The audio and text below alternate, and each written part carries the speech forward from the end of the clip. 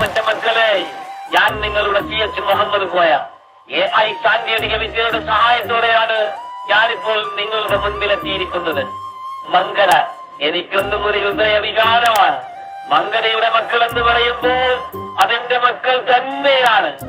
അന്ന് നമ്മുടെ കുട്ടികളെ, പ്രത്യേകിച്ച് പെൺകുട്ടികളെ സ്കൂളിലെത്തിക്കാൻ നാം ഒരുപാട് പ്രയത്നിച്ചു.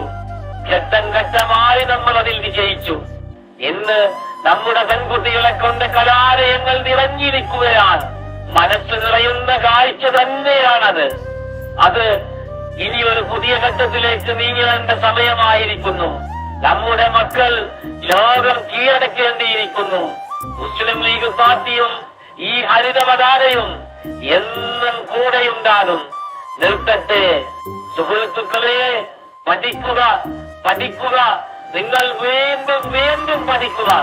അസ്സലാമു അലൈക്കും.